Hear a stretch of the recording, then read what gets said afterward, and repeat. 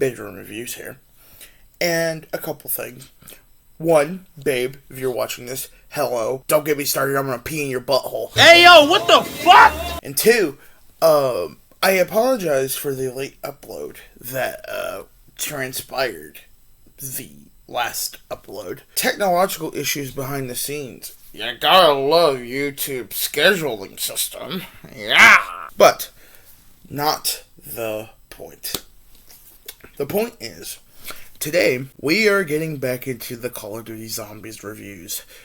I know, they are so fucking boring. But, this one is going to be interesting. A couple of rules about my Zombies reviews. 1. No remakes will be talked about. And yes, this includes the Giant in this instance, even though technically it is part of the whole continuous cycle that goes on in this game. It is a remake of Darius. Which means Zombies Chronicles will also not be talked about. Because all those maps that are in Zombies Chronicles are remakes of the previous maps that I have reviewed on this channel. 2. This is my opinion on every single map. So, don't take this as gospel. I'm just letting you all know this now. So, if y'all have boo-hoo, get boo-hoo, go use a Tampax Pearl Max. But anyway, today's review is Black Ops 3 Zombies. Well, like I said at the beginning of the video, Black Ops 3 is a very decisive game among the community. I am in the category that I thoroughly enjoy this game. There's a couple of things that I don't like about it, but those are more like semantic things than it really is like actual problems with the game. There are other people who do not like this game through and through, and it's not really just due to zombies. We all know the mission. Train go boom. But yes, Black Ops 3 Zombies is very decisive. It is the game that continues the cycle. Da-da-da-da, gotta love it. There's also an impossible Easter egg, where Jason Blundell has recently spoke about on it, saying that he does not want it found. Which would means, and I'm going to put this disclaimer here, stop fucking looking for it. If the man doesn't want the Easter egg found, stop trying to find it. But not the point. The point of the matter is, the first map in today's lineup is Shadows of Evil. AKA, I've seen enough hentai to know where this is going. This map is the launch map of BO3. You will hear me say launch map a lot going on in these later reviews of Call of Duty Zombies, because yes, most of these maps that I talk about in the reviews are launch maps. So yes, we have to talk about it. Interesting thing about Shadows of Evil, we don't know what my hair is doing yet. We actually only get one new perk throughout this entire game, and it is Widow's Wine. It is a perk where if you get hit, a bunch of spider webs, it's the only thing I really can describe it, a bunch of spider webs will spawn around the zombies, and then it will eventually kill them, and then eventually it will drop a spider pickup, and you can pick it up to get more charges to survive longer. Pair it with Juggernaut and you're basically damn near invincible. But, not the point. The point of the matter is, pre-patch Shadows of Evil, we're talking like launch Shadows of Evil, was a different monstrosity to what we have currently. Some people liked this map, some people hated this map. I'm in the middle. What I like about this map, there is a dynamic feature in this map that we have not really seen too much in the newer maps and in the older maps, called Beast Mode. Beast Mode is how you get everywhere on this map. You need to open a ritual site, go into Beast Mode. You need to open up an egg site to get the sword, go into Beast Mode.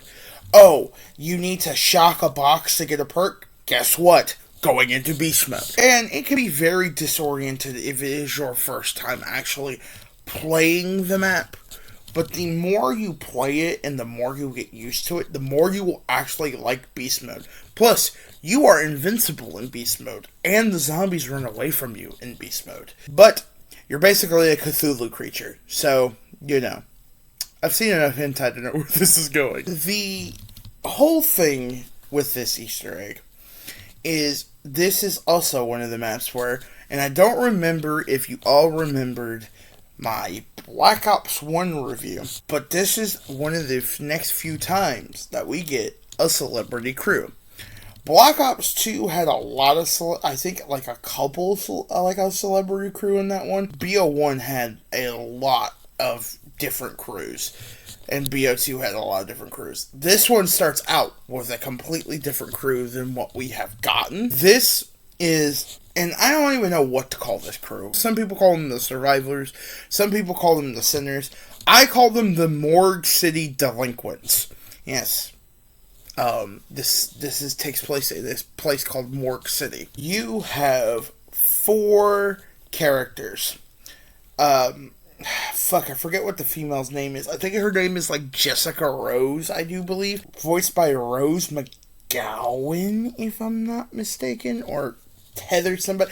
It will be posted here. Editor, do your due diligence. Jackie Vincent, which I actually is the only character that I do not know who is actually voiced by, which again, he will be put here. Nero Blackstone, I do believe is his name, who is voiced by Jeff Goldblum, Ian fucking Malcolm from Jurassic Park. Oh, that's kind of interesting.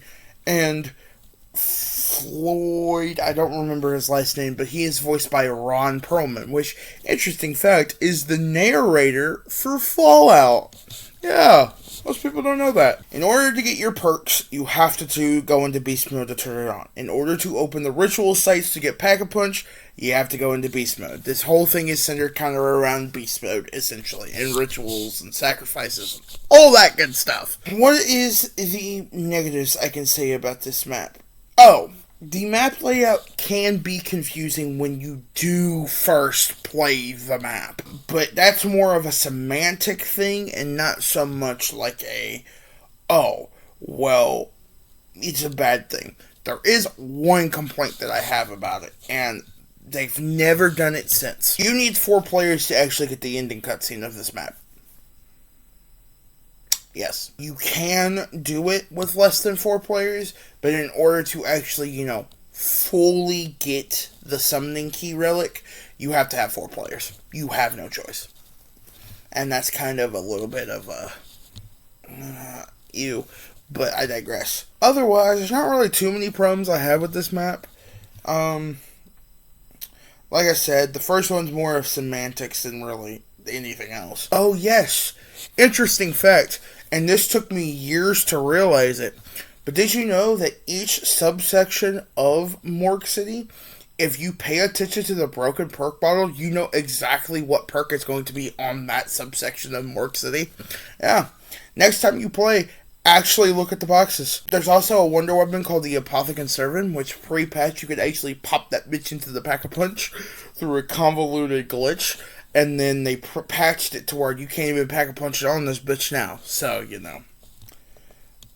fun little nerf that Treyarch did. But otherwise, what is the rating I'd get this map? I'd probably say an 8.5 out of 10. Like I said, a couple of things hold it back from a full 9, but it's not that bad of a map if you actually sit down and play it. The next map in our lineup is Der Eisendrache. I do believe this is translated from German to the Iron Dragon, but don't quote me on that. What changes from Shadows of Evil to Der Eisendrache? Well, we play as our premise characters again. Yay! We're finally back to our original crew that we've been playing with for pretty much like 7-8 years at this point, I do believe. Again, what changes? Well, what doesn't change is the perk loadout.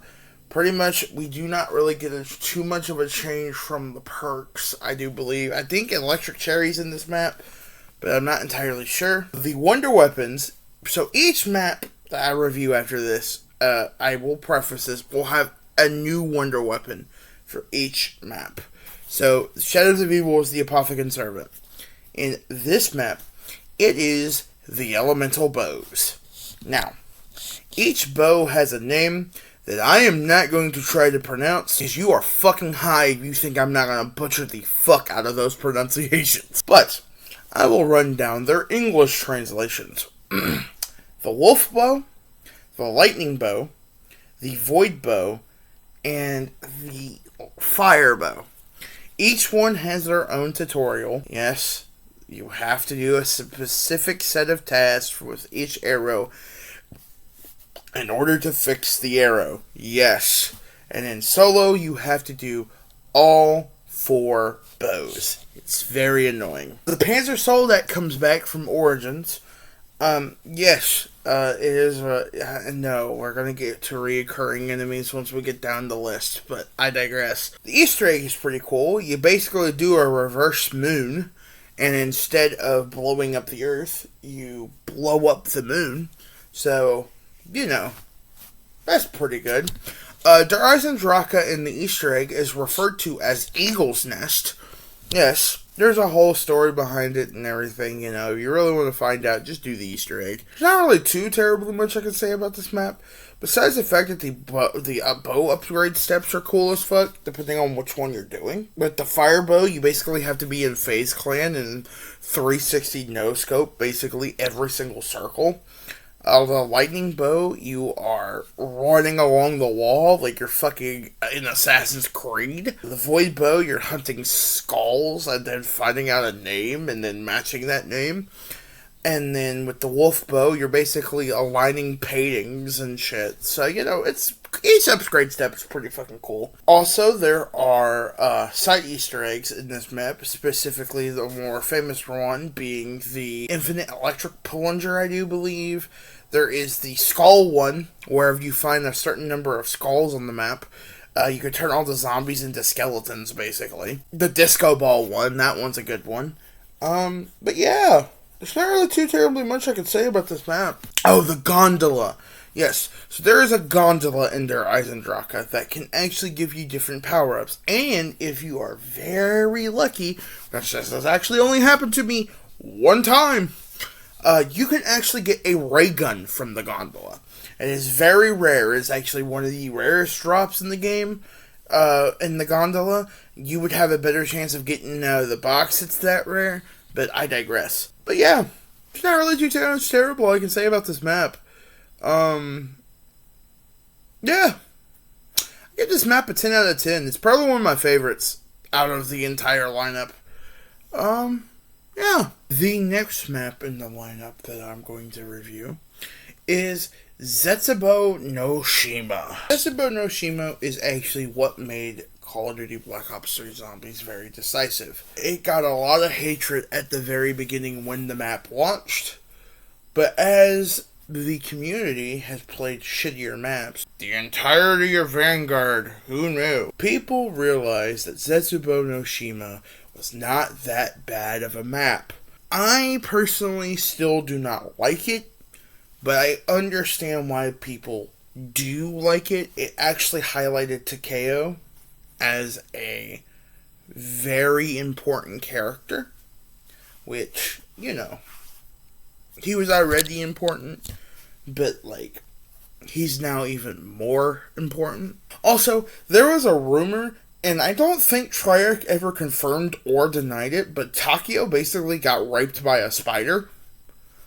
So, there's a little interesting lore bit there, just in case y'all didn't know that one. You know, good luck sleeping tonight. This one is interesting. So, you land on an island in the middle of the Japanese Pacific, and in order to get some of the perks and to get your gobblegums, because yes, there's gobblegums in this game, and to get your, basically your, some of your perks and all that stuff, you basically have to cut the spider webs. Yes, spiders are the special round of this map. Well, this map is weird in the convoluted wise. The Easter egg consists you of getting gears to essentially power an elevator to go down and defeat what I can only describe as plant tentacles. But I digress. In order to get on the power, you need to power it up using water. You can actually kill a giant spider in this map. And I think that's it. Like I said, the perks really don't change. It's just the location. I think I'd give this map like a 6 out of 10. For what it was, it is decent. But it is definitely not one of the best maps on this. Again, that goes to Der Eisendrache. But, yeah, that's pretty much the entire gist of Zetsubou no Shima. It's alright, but it's not the greatest. So the next map in our lineup for Black Ops 3 Zombies is Gorod Krovi, aka It's Gorod Time. This map takes place in Russia. Oh, good old Mother Russia. Specifically, I do believe in Stalingrad. This map is most notable for the fucking dragons. Yes, there's dragons, one of which you can actually fly to pack a punch. It's fucking cool as fuck. This map has the Manglers, because yes, you know, gotta love those. The perk location, the perk lineup doesn't change. Oh yeah. So technically this map has 2 boss fights. Technically. The dragon that you fight is technically the first phase. And then the second phase is you fight Ultimus Nikolai. Well, there's also an upgraded Monkey Bomb quest that you can do. There's a Mangler Head quest you can do. Like, there's a lot of cool things in this map. The Dragonite Strike, yeah, that shit is cool as fuck. Like I said, a lot of cool things. I think one of the things I don't like about it is I think I don't really like the Easter egg quest where you get the Groft modules. That one's kind of a little weird depending on where it lands. But otherwise, it's not really too many problems, I don't think. But, yeah. What would I give the rating of this map? I'd say a 9 out of 10. It's probably my second favorite. It's kind of my second favorite map. Also, one more thing. If you complete this map in under 90 minutes, you get a permanent perkaholic for the game. You don't get it for the actual, entire fucking, the entire fucking other maps. You just get it for the game of Gorod Krovi. So, that would be fucking broken as fuck, but I digress. But yeah, an 8 out of 10. Pretty much, or 9 out of 10, sorry. It is a very solid map, but not as good as Der Eisendrache. And today's final map. The map that culminated in the entire continuous cycle. The map that actually gave us something called a super Easter egg. Revelations. This is where we meet Dr. Monty, who is voiced by Malcolm McDowell of Clockwork Orange fame. Our crew ends up getting to Agartha, a place that's been basically set up since damn near the start of the zombie saga. We meet the Apothegans, and this map is basically a clusterfuck of shit. A clusterfuck of shit. You have the Furies, the Keepers, zombies, fucking tentacle monsters called the Apothegans. Yes, tentacle monsters.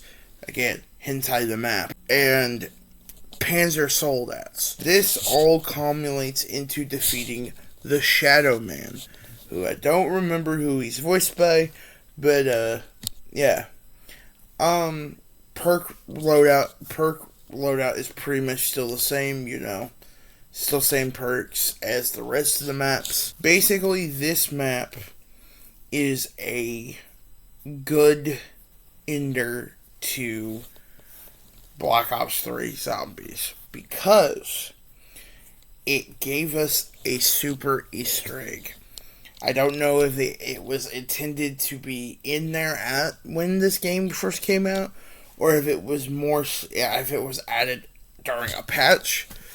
But if you played the other maps, including the Giant, because yes, the Giant is part of the cycle, even though there's no technical Easter egg, you get what is called Premise Rules. It is the super Easter egg reward where you get a calling card, 1,000,000 XP, and starting out with the RK5, which is a 3-round burst pistol. In order to pack a punch in this map, you have to go inside an Apothicon.